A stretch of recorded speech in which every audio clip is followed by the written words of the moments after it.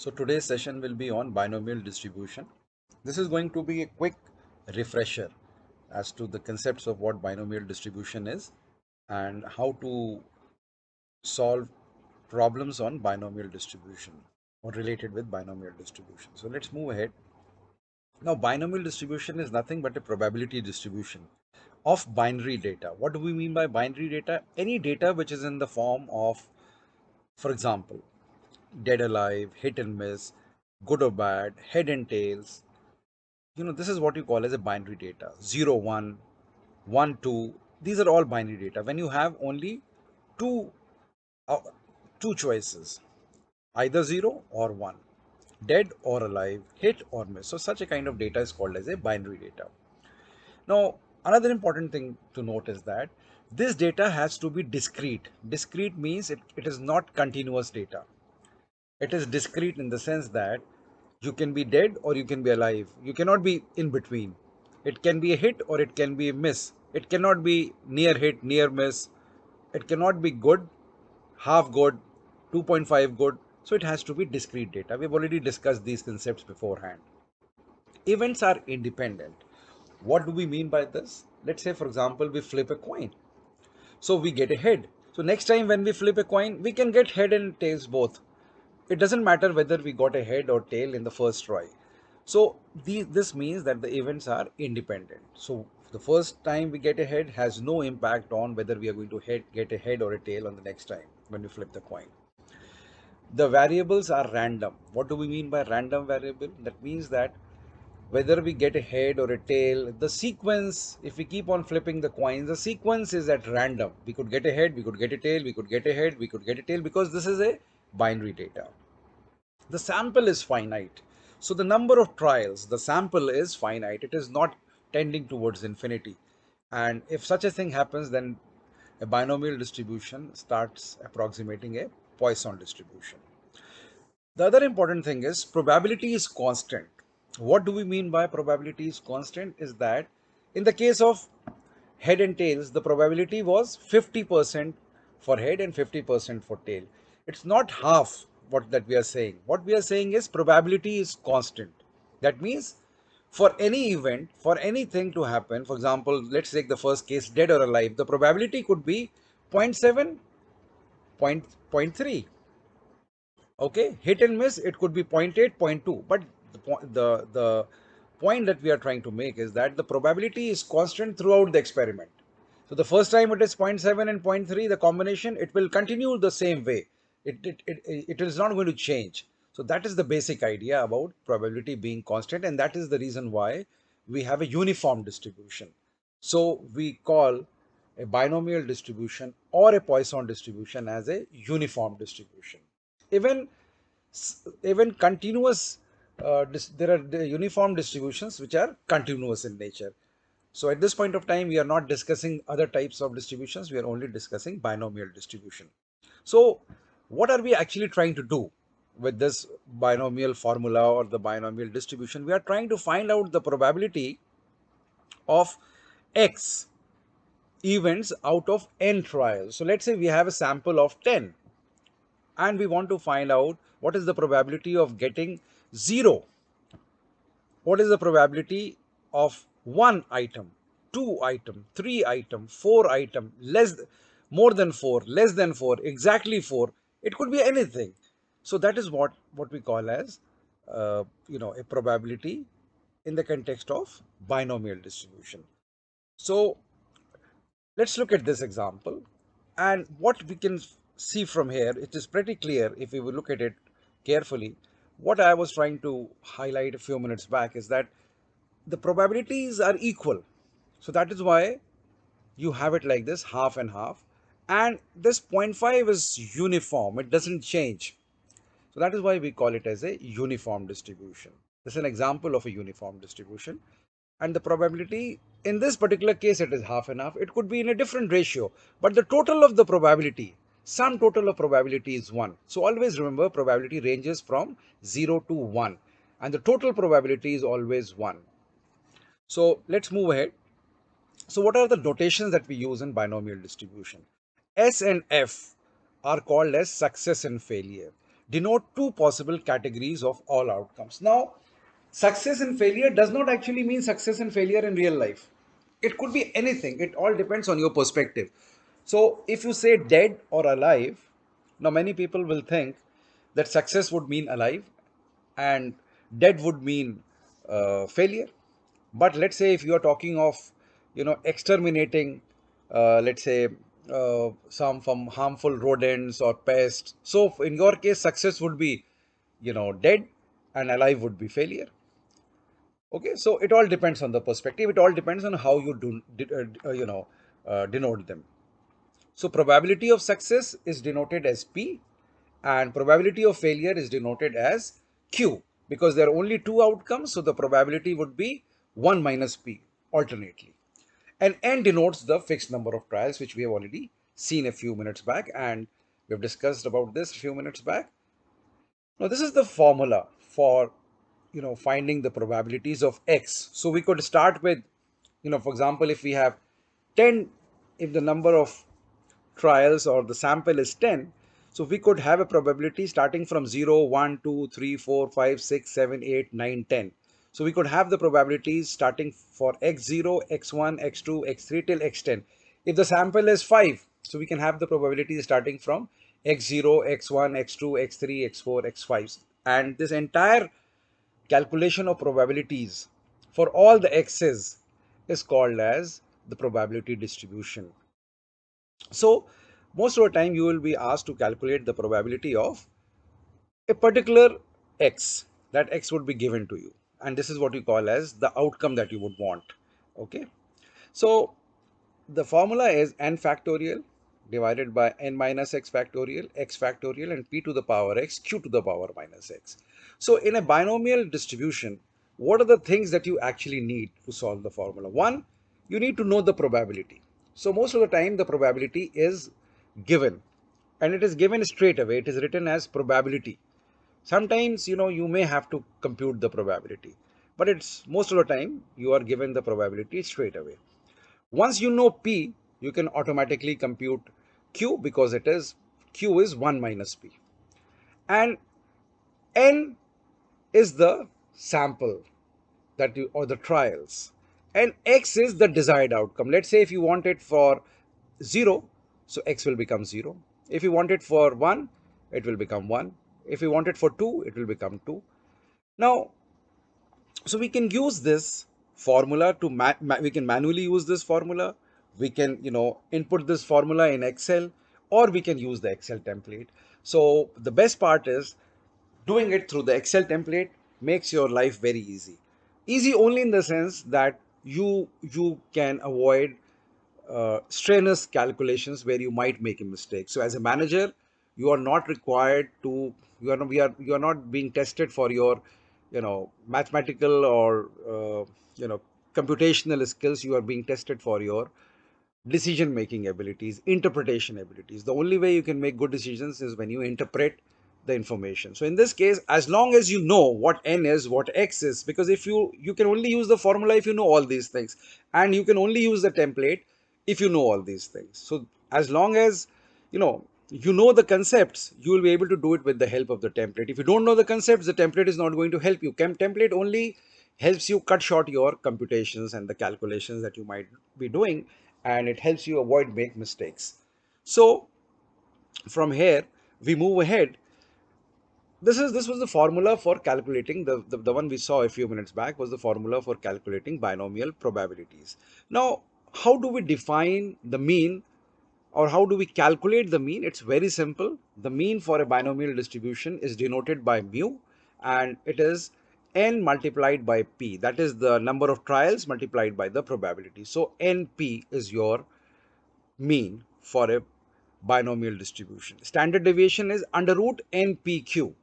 So in the formula, or in the question, or in the problem, if we know the n and we know the p, we automatically know the q. So npq, under root npq, or the square root of npq, is your standard deviation. And we all know that variance is the square of standard deviation, so it becomes npq.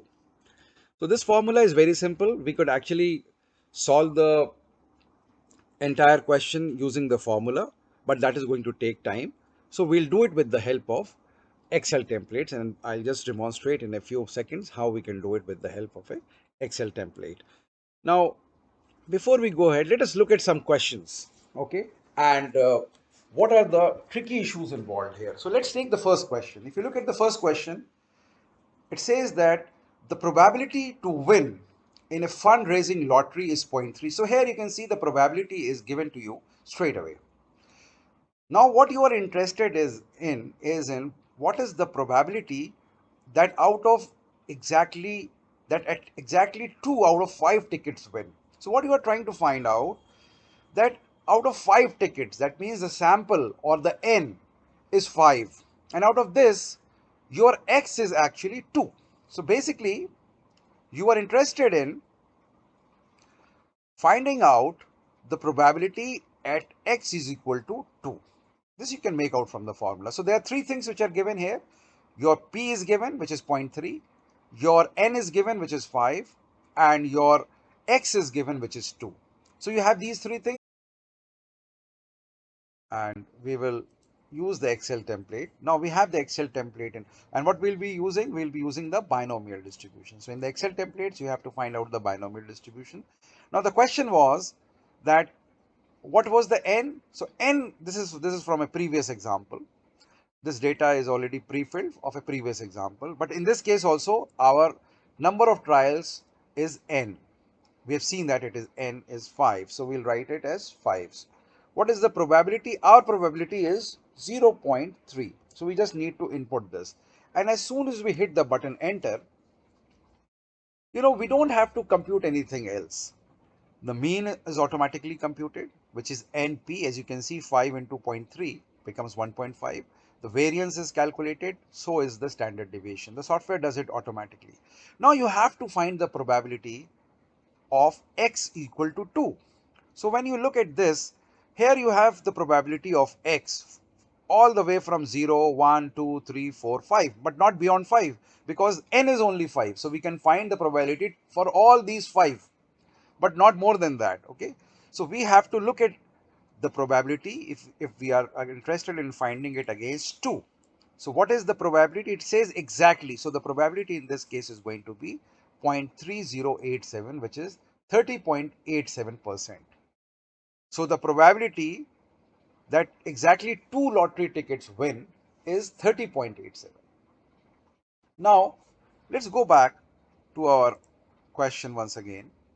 So you can see the question was the probability that exactly 2 out of 5 tickets win. So this could have been different. Exactly 2, it could have been 3, it could have been 4, it could have been 5.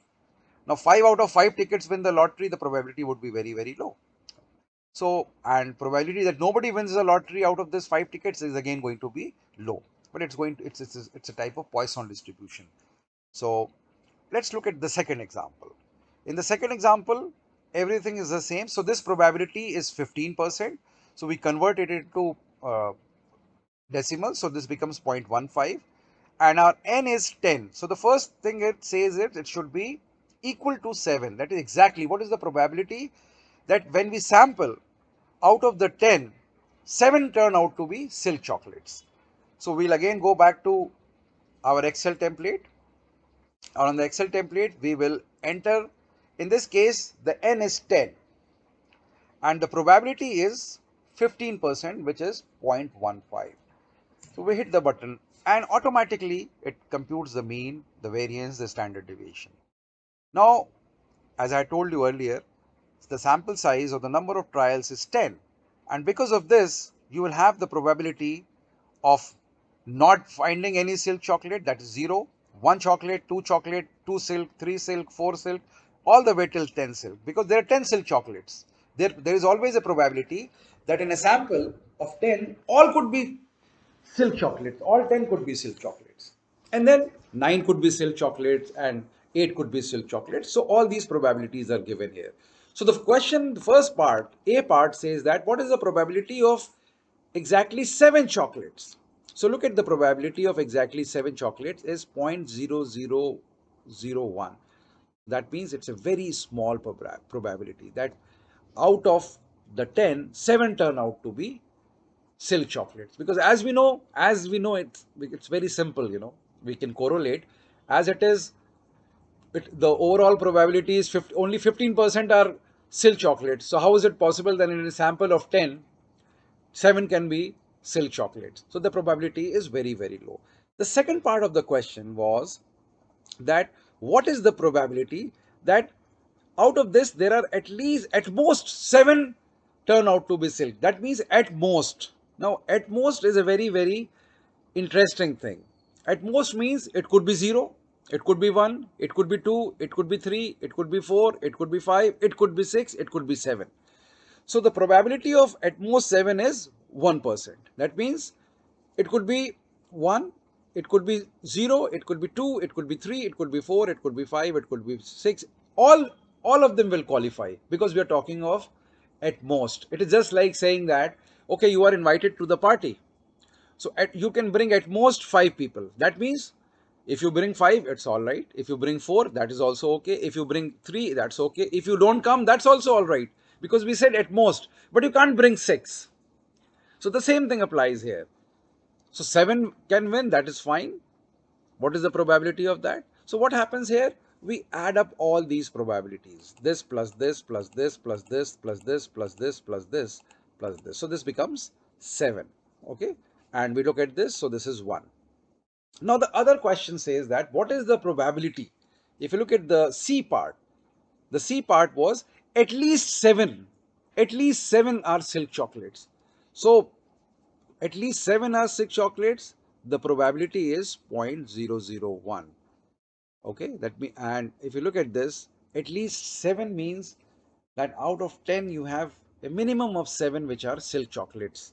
Now that is a very, very tough ask because we know that the number as it is, the number of silk chocolates are only 15%. So the probability of at least being 7 being silk chocolate, so it could be 7, it could be 8, it could be 9, it could be 10, but at least 7. Okay, so it says that the probability of 7 or more, at least 7 means 7 or more. So we look at this column, the third column. So when we say at least, we look at this column and we look at this corresponding probability. That is how the questions are done. So let's go back and look at the next question. The number of TV produced in a factory in a day are 1500 and the probability that some pieces are defective is 0.05. So the probability P is given, you can see it is 0.45. The sample is given, that is the population is given and the sample is given that in a day we are producing 1500. Then the mean of the binomial probability distribution. The question is about not about the probability, the question is about probability of any x. It's about, you know, the mean, and mean we already know as mu is equal to n multiplied by p. So n is your 1500 and your p is 0.45. So 1500 multiplied by 0.45. So you can do it manually, or you can even go back and you can input these two values and it will give you the mean n. So for example, if you want to use the template, we can straight away go to the template. We do nothing. We just put this n as 1500 and the probability as I'll just have a look at the probability once again. So the probability was 0.45. So we just input this as 0.45. You can do it with the help of the calculator when you have to calculate this. This is a very simple thing. You don't have to even use the Excel. So as soon as we hit this, we get the mean. So the mean is given as 675. The variance is given. The standard deviation is given. So if you are asked a question like this anywhere in your job or at any point of time, you just have to multiply n by p. So this mean is nothing but the multiplication of n by p. And this variance is nothing but the multiplication of np and 1 minus p. So this is your variance, and under root of the variance is your standard deviation. Now we are not interested in the probability of x. Okay, so we are not in, the question is not asking you that. So we don't have to do anything. We look at the fourth question. If you look at the fourth example, it says the probability that a bulb randomly picked up from a production unit is defective is 0.15. So the probability is given. the probability that out of 12 bulbs randomly picked up, 4 are defective. So what is our sample? The sample is 12, and out of this 12, we are saying that we want to find out the probability of 4 being defective. Okay, so X is 4. So we'll again go back to the template, and in the template, we will input the N and we'll input the P. So I'll just go back and we'll have a look. So probability is 1.5 and N is 12. Okay, and we have to look and we have to check the probability of 4 being defective. So what are the values here? This is N is 12 and this is 0.15, and we have to look for the probability of 4. So 4 bulbs being defective, the probability is 0.0683, that is 6%. So, the best part about this template is that it gives you the probability starting from 0 to 12. So that is no bulb being defective, which is 0, 1 bulb being defective, 2 bulb being defective, 3, 4, 5, 6 till 12 bulb being defective. Because in a sample there are only 12 bulbs. So you can't find the 13 defective. So the probability will only be there for 12 bulbs or 12 items. And the first column tells you the exact probability of any X. This tells you the probability of at most. That means it could be less than whatever your desired probability is. In this case, at most. So in this case, what happens? You move this way. Actually, you move this way, cumulative, and the cumulative values are given. All these 4 is the 5th one.